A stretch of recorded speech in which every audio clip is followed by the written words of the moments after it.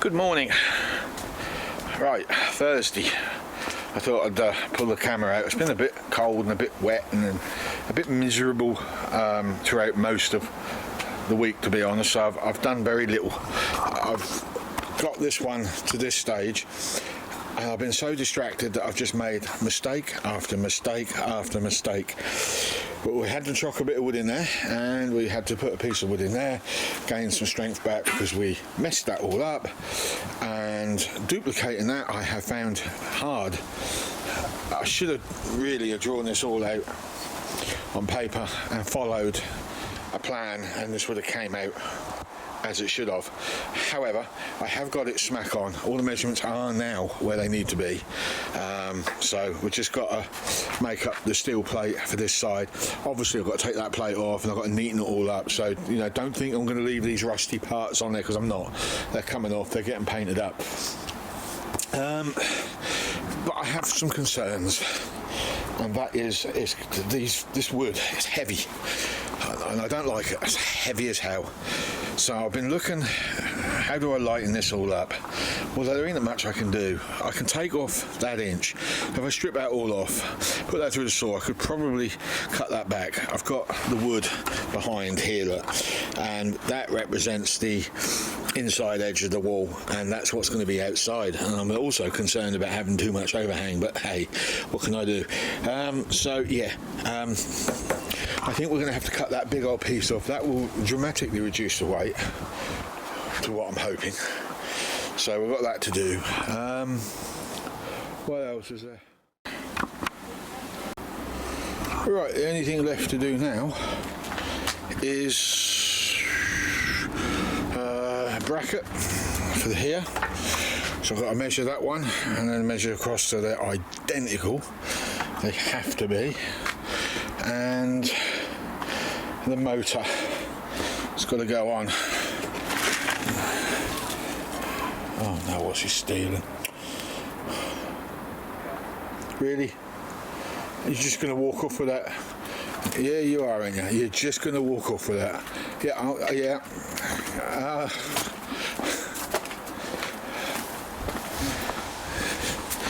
No, you're not going to give that back? Oh, look at that hole.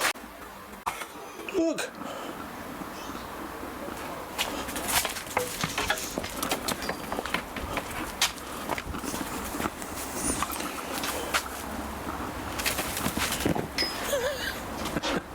I give up.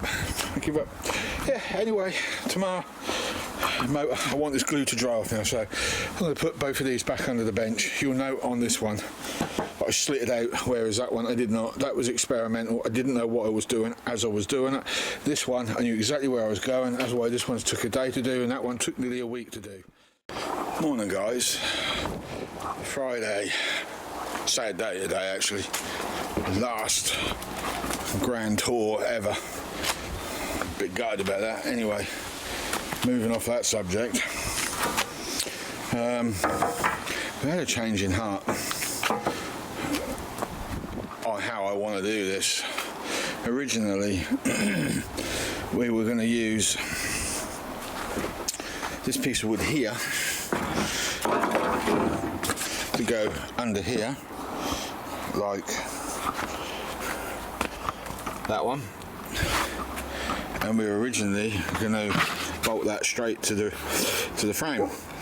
Where, can you please be quiet? We're talking.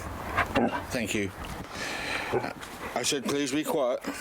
Anyway, so Diesel, please shush. Enough. Anyway, that was going to be that. So it was just going to be an overhang with another overhang inside. Would you please be quiet? But it ain't going to work, because it's taken away some of my 4 foot wide bed space. I'm a tall person compared to the wife, and she said to me, what about 3 foot? I said, you're having a laugh, woman. No. So what I'm thinking of doing instead, and that hollow will give me a closed cupboard as well. So instead of, because we've got the overhang, whether we want it or not, we've got it, all right? That's kind of how I'm thinking. And then that got me thinking even more on this.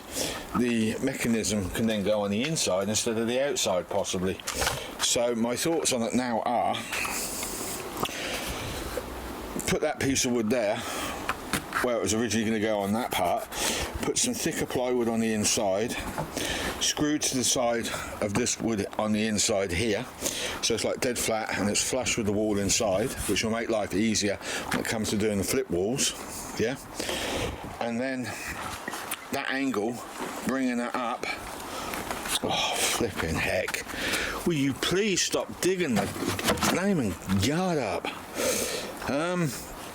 And then literally have a cavity wall going up that way, and then we've got somewhere to put clothing all the way around the entire length of the truck. We can even put a shelf in there if we need be, for toiletries and stuff, because I reckon, because we spoke about that crown going up, that ring going up, yeah, we only need to have a roof no thicker than that. So the roof can then come over and go down. It doesn't have to be nearly 2 foot to seal. So I am thinking about it. I don't particularly. Oi. Shh. Okay, right, so what I've done, I just got back from B&Q, 10 inches, 4 of them, and they're going to screw to the inside edge, and then I will screw this piece of wood which I knocked off earlier from that one. That will then be screwed to the inside edge of that. The idea being that we'll cut out holes for lockers, join it up at that end, and we'll hide the mechanism within, which comes with its own ready problems, if I'm honest, because the bit here is going to have to be sealed up from the interior somehow. Because of this, you see, there's potential airflow into the locker, so I've got some figuring out to do on that part, but yeah, we can probably eliminate that somehow. Piece of ply on the inside edge maybe, and then box it in and have it so it's accessible from the outside. I don't know. Nobody said this was going to be easy, and it's certainly living up to that reputation. Hope I don't get hit with copyright. My neighbour has got his radio blaring out. This is the same neighbour, by the way, that complained about me for making too much noise. Anyway, this is what we came up with so far. Now, you're probably wondering what the hell is going on here. Well, let me explain. I was just a bit brain dead myself. Those cupboards will have nets. Those two will be hidden behind the mattress anyway, so they probably don't need netting, but they're just there for clothes. Paint all the inside up. Same with that one. That one will be behind the bench. There'll be a bulkhead going at that point there anyway, and then that is all utility and whatever else. There is insulation to go on that board, but not those boards, and I'll explain why. And it's made this extremely heavy, but it's necessary. So we're going to insulate this wall here, but we're not going to insulate this wall. This one will have a cutout so I can access the motor if I should at any point need to pull it out. And if you take note of the writing, you will see that it's Chinese, and that's the reason why I need to access it. So we're going to put some polystyrene on here, and we're not really going to do a great deal more to it, other than I might put a few pieces of wood. I'm not even going to cover it in wood. I might put a few pieces of wood through with screws just to lock it in place. If I can spray adhesive on, I will, but I think it will melt, if I'm honest. And then there'll be a cover plate go on, and then there'll be a hole cut around here somewhere, and then there'll be a piece of checker plate screwed over the cover plate hole so I can access, and I want it to look rugged. Over here we're insulating this piece, so what I've got to do next, run the table saw up, cut some more of this wood, and bring that out across, and then I can put some polystyrene in there. We'll put a batten down there, polystyrene that up, and then we'll put another piece of ply over the top, and as far as I'm concerned, that is then sealed from the elements and is ready to put curves on, and then we can glass it up. Well, I say that, before I do that though, I do need to put another piece of wood on here to this edge that's flat and 1 inch in diameter, because I need a flat edge to put a piece of trim in. When I join these two halves together, you see, I do need to access them. My only other problem that I didn't realise until I just spoke to you is this wall has got to be bolted down, and the only access, I'm going to have to get a long screwdriver bit, I suppose, or a socket or something through that gap, move that out of the way, drill a hole, and then run a bolt through. There's supposed to be 5 each side coach bolts, but if I'm honest, I might try and get away with just 3 and then glue that bugger on, because it's going on wood anyway. Sand the wood down on the body outside, and then we can glue that. The glue should hold it, so 3 should be enough. Bearing in mind we've got the trim going on as well after I've glassed it up, and if my brain works properly, I might even put glass over the join while it's wet, put the trim back on top, and then it really is sealed and shouldn't go anywhere. So that is it so far. This was the first one I built. I just wanted to experiment with it, and this is the outcome of the experiment. So, okay, I'm done for the day. I'm exhausted. So that is upside down at the moment, but I will drill through there in several places so as I can put the coach bolts through, and then eventually that will be glued to the surface of the other one. But before that happens, I need to fiberglass the whole of that surface, and I've got 2 of these to do. So the next job to do on this is to run a sander over these edges to get them a little better than what they are, because the glass will not, it won't go round properly, and I might just run some sealant on that inside edge to get a curve, so as I can butt the fiberglass up, and then we'll cut it along that line when it's dried off. Over here, and I'm not happy about this, nothing I can do about it now because everything's glued. At the time I was doing it, I thought it was going to be a good idea, but I'm not so hot on the idea now. But cover plate, I was going to cover it in alley, decided I'm going to sand all of this down so it's nice and curved. I'll take this panel off, I'll glass this whole panel up, cutting around the outside edges of the router or something just to get a curve so as the glass will stick. We'll sand this edge here to a curve with some sandpaper or something, you know, on a DA or something, and then the glass will go around, and then we'll go inside this edge, all on the inside edge of that, all down the side of here. So we've got to sand this all back so as it will stick, and we've got to clean this edge up as well, which is a bit of a nuisance because it kind of went a bit wrong. I'm wondering if my board has bent. Right, well, it's Monday, and I've been looking at this all through the weekend, and I'm just absolutely annoyed at how badly I've put that together. 2 things. One is that line there, I thought I'd get away with it. That's just plain laziness to why I didn't take that piece of wood out and cut a proper one. I hold my hands up to that.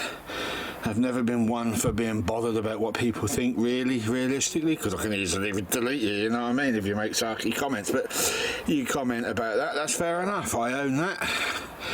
If you think that's a mess, I will gladly put my hand up to it, because that's what I'm doing now. However, the other thing I'm not happy about is the wood itself.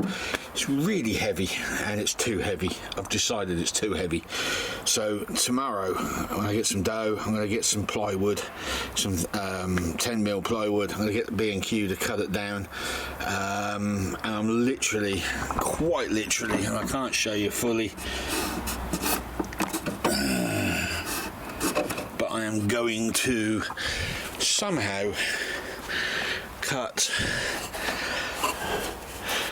that out of the equation completely because it's rubbish. So, right, I wasn't joking when I said about this being heavy, because that one plank is double the weight of all of that. I mean, this on its own there's a fair old weight there because I've had to put so many battens in. But here's the point. This on its own is a girder because of the shape. So now I've removed all of that, I can cut a piece of 1 inch or something and put it on there all the way, and I'll get some wood from B&Q. I'm going to attempt to get that off, because believe it or not, that's still salvageable, and glue and screw that back on. And I'm going to put a piece of ply all the way along, and then where these cuts here are, we'll establish those in the plywood, but we're going to run some battens across that way for the motors to be supported. There is too much weight going on this truck in this, using this method. With that board. At the time, that was ideal because that was all I was putting on. It was literally going to go flat and then up. Flat ain't going to work, it's going to look stupid. So I've had to put some angles in, and then what will happen then is when the roof piece, the sides of the roof will go on flat, and then the actual roof itself will go on at an angle, and then it will go flat again. So it will look, I hope, okay. That's the plan. Anyway, I have got a scoot out, got an errand to do, and then after that errand I'll shoot to B&Q, get one piece of plywood cut to 9 inches wide, and then we'll reinstate that piece of wood there because I couldn't get to the screws earlier. And the other problem I found is there's so much bloody cement dust, and that wood is so old it's lost its structure, so when you glue it's not holding, so the wood's no good from what I can work out. It's okay for some areas of the truck, but for this piece, not a chance. So no, that one's now abandoned. I will, when I do the other one, I will run two. I've got to go back down to the yard at some point, so I will take those back and get some more of that and chop them up into the lengths I need, so I haven't got any joins.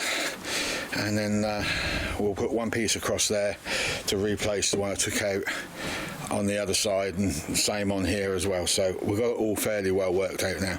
This is a lot lighter. It's still heavy, don't get me wrong, it's still heavy, but it's because I've got a 2x2, a 2x1 there, or 2x1.5 there. It's the reason why it's heavy. That on its own, against this triangulation, should be strong enough. Very much strong enough now to hold everything, so I'm happy I got rid of it. I'm unhappy I got to rebuild it, but I'm happy I got rid of it. I should have got rid of it earlier. So yeah, time to go. Latest. Right, so I put a new block in there. I put the old piece that was on the scaffold on there. It's not in the greatest of condition, but it is strong enough. It'll be fine.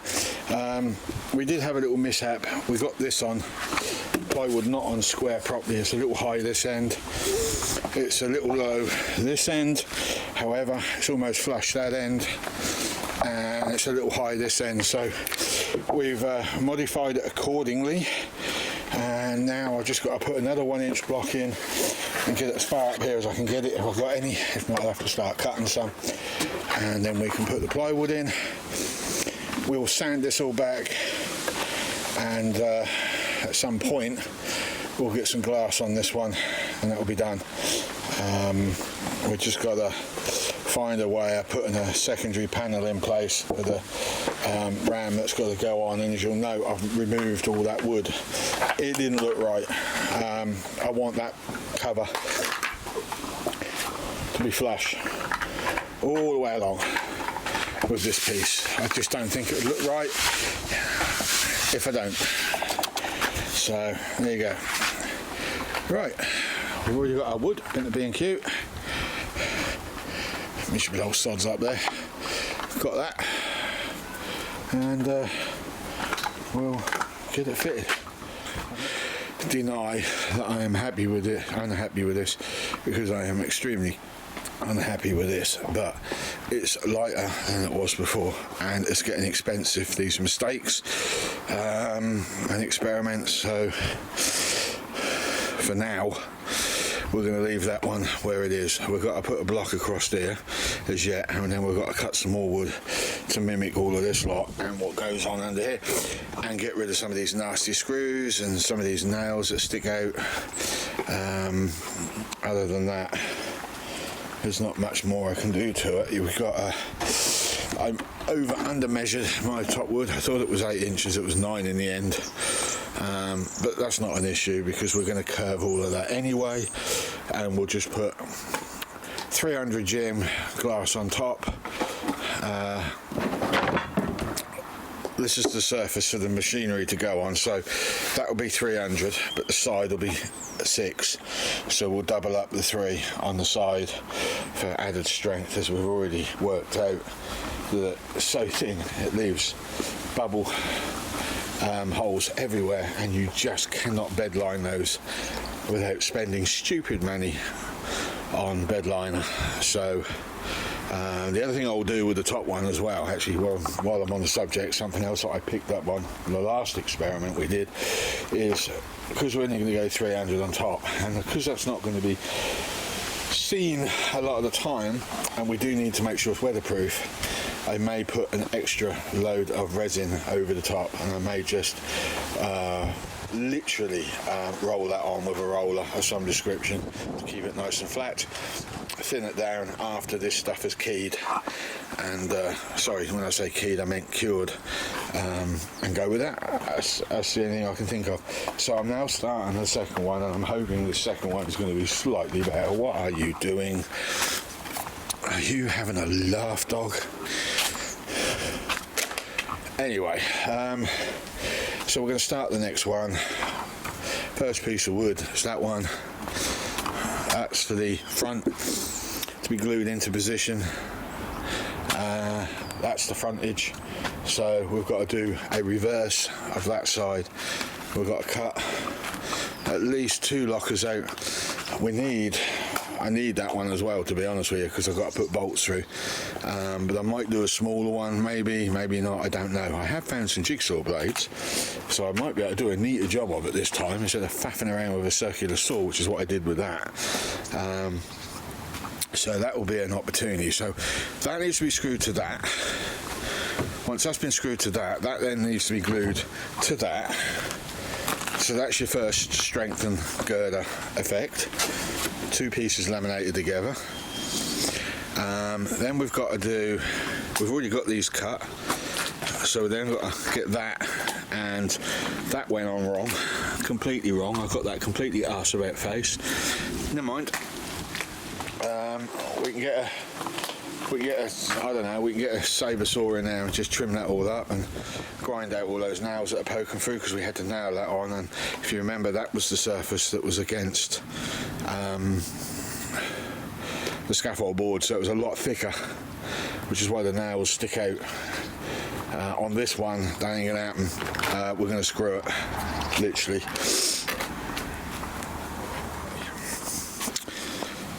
There is still a very high possibility that these are not going to sit square and equal. These scissor lifts, it's very important for them that both surfaces match, because if they don't lift up equally, and it will lift obscure. Excuse me. Complete. Don't get me wrong, it's not the tidiest of woodwork, but I've had no plans. I've had to do this all from scratch. I've had to work it all out as I go along, hence that one over there being such a ratty mess, but they are square. I'm happy to say that. I had to do a lot of rethinking to get them square, but they're square. Those 2 right angles are spot on. I just can't guarantee they will be with the piece at the bottom. But that's not so much of a problem, because we're running a few bolts through there with some glue, and I've now decided what I'm going to do. I'm going to straighten that side out on the truck that's already bent. I'm going to cut that with a grinder into the fiberglass, bend that bugger straight, bolt it back down, put a temporary reinforcement beam on the inside, and drill 5 holes and lock these down on top with glue where they need to be, and then I will literally unbolt. I think this is the way forward, is to unbolt the whole of the base of the walls. Once I've glued them all together as one, is to unbolt the whole lot. And that way we can keep this intact, and we'll run some steel bracing on the inside and bring the whole lot in the garden. Plastic line what I've already painted and bed lined, glass these ones up and make them all part of that one single wall, and then sand it all back, re-resin if I have to save for putting filler down, and then we can bed line this all up in one hit, and it will have the double bed space also connected to this. It is going to be heavy. What I think we'll end up doing is taking this tabletop down but keeping the trestles where they are, and lowering it down onto those, just so as I can get access to everything. That's the only thing I can think of, but there you go. But anyway, there's one. I've got to do the other one tomorrow. Good evening. I'll call this video because it's going to be so long-winded. But not only that, my poor old Alsatian is injured. It's limping. I've had him at the vet. 75 pounds later, I know no more than before I took him to what I do now. The only difference being I've now got painkillers to give him, which cost 20 something pounds, and when I went on to Google and googled the pills retail to you and me, if you got a prescription for the dog, £1.40 and £3 delivery. Where do these people get off, I really ask. But anyway, because of that, that's hit the finances a bit. I kind of decided, let's get this uploaded, because we're going to be here another week and a half before we can even scratch the surface with fiberglass, let alone bolting it all in place. We're still, and I mean still, working on this second one. I've got the block board on. I've cut the slit out ready for the motors. What I have to do next is glass this surface up, and then cut some, while that glass is still wet, cut some more of these out, because I think I went and used one of them by mistake, and glue them, well not glue, but screw them on top of the wet fiberglass. What that will do is that will squash the glass down and they will sit level. If I don't do that and I put them on dry glass, it means I've got to sand all that area down. I don't intend to sand this surface. All I intend, well maybe I will a little bit, because 300 going on here. I'm not putting 600 on, just 300, and we know how that went the last time. But I will give it a light sanding and then go over it with resin again to seal it, so I don't have to put car filler on. All of this is going to be hidden up when the roof is down anyway, so it really don't matter. The only time you're going to see this is when the roof is up. And who is going to be paying much attention? I know a lot of people won't care, so although it would be neater to do it, I'm not going to. So that one I've just done. I've just extended this. This goes to the back. The slits, the covers. Oh, I've turned that one over. The cover that goes on here is going to be made of checker plate anyway. So there'll be one each side. I will have a fair bit of this, I hope, left over. If not, I'll have to find some more. Simple as that. That stuff is pretty damaged. The other thing I'm going to do, and this goes against everything I'm trying to do, because I'm going to put more weight on, that if I still go with that cargo carrier, and I might buy a new one, like a proper car one, but if I go with that cargo carrier, I think what we'll do is, this is for off-roading anyway, not that I'll be taking this off-road, but it's there for off-road. If I ever sold the truck, and at the moment I don't have any intentions in doing so, but if I was to, and I wanted the box that goes with it, then obviously I'd throw that in with it. But if they wanted it for the purposes of exploring, and it might not even be in this country that they want to explore, you see, I thought maybe put some brush guards, like tubes, all the way around all of that lot, just to protect it from tree branches and knocks and so forth. It puts the weight on it a little bit doing that, but it will protect it. And if I go with a frame over the cab for that, that will blend in with the rest of it, and I can literally spread the line of steel visually, if you see what I mean. But not only that, having some steel on the outside edges of these pieces will actually reinforce this up even more than it is now. Not that that's going to bend. I mean, let's be honest about it. That on its own is now suitable for what I originally had planned. I don't need to add any more to it. So yeah, oh, that looked a bit weird, doesn't it? Not to worry, we can pull that back when we do the end post. I actually anticipated that happening, believe it or not. See, it does go back. So when we make up the block like I did on that one, we'll pull that back, not a problem, because we know that's square, we know that's straight. So it's just a question of pulling that down until we get it square on that edge there. The other thing I haven't really worked on is I've been cutting wood, but some of it, like here, look, that one's a little longer than that one. We are probably going to have to trim the ends off before we put the metalwork on. So these next have got to go on the truck once I'm done. So I make a new plate to go over there because I hacked that one out. I couldn't get the rest of it off. So we've got to make a new plate there, and then we'll put these on the sides of what we've already got, one each side, and these go to the back. We'll build the front panel that goes across, and we'll screw that into place. The rear one, and we've got a brace to put in here as well to go across, which is why I left that such a large gap on that middle one. That was purpose, but I just couldn't remember why I did it. Now I remembered why I did it, because there's a 2-inch thick board, polyurethane board to go in, and by the time I've stacked 2 pieces of wood, it will be 2 inches. See? Anyway, be another board go across this side. We'll draw the lines to where the door is going and square that off, but we're not cutting that out because we need that complete in order to unscrew all of this again, with or without the other sides connected, because I'm still not sure if I want to take them off at the moment. And then we can bring that back in here, and we'll literally throw this thing down. Like one half of it will go down on the ground. I may even just lay it on the trestles instead, who knows.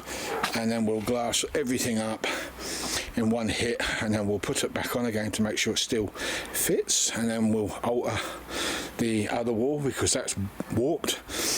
Bring this back in and make a start on the roof. I would like to make the roof next before I bed line this all up, in case I have to cut into this anywhere or add extra pieces of metal or wood or whatever. I suspect I am going to have to. Remember, this is the surface that the wood is, that the roof has got a lock in. There's two pieces of overhang. One is to go on the side just to stop the weather from getting in when we're driving along, but the other one is to seal it up completely so it don't get waterlogged inside. So we've got that to figure out. So I shouldn't even be putting fiberglass on this at the moment, but I think I can get round it. We've got 300 going on there. If I put some wood on to add extra, then I'll glass over the wood, and then we'll just add and increase the amount of fiberglass that goes in, which I can only make it stronger. I am seriously contemplating fixing a piece to this edge, to be honest with you. That's where my head's going with it at the moment. Ideally it should be down here, but because we took the scaffold boards away, which were wider, and we put 8 inches instead of 12 inches of width, that has messed me up a little bit on this area here. There's a block like this one to go on there. The aluminium, as you see here, goes on like that, so it's on the inside edge. So that could effectively be one of the walls, so we could continue that wood line all the way down and all the way to the back, and then glass over the top of that as well. It's just a thought, and then once I've done that, immediately screw the aluminium. So maybe give that a good scraping down, clean it, etch primer, put that over the top of wet glass, and that sucker will stick like glue. And we'll have the wall on the inside edge, so we'll have a gap there for the roof wall to sit on and literally seal itself up, and then that edge we can cut a piece of aluminium trim, lay that straight over the top, and then on the roof line we can do the same again, so it's got a little bit more of a professional look. That's kind of where my head is going with it. So loads of work to do. I had hoped to have this all finished by Christmas.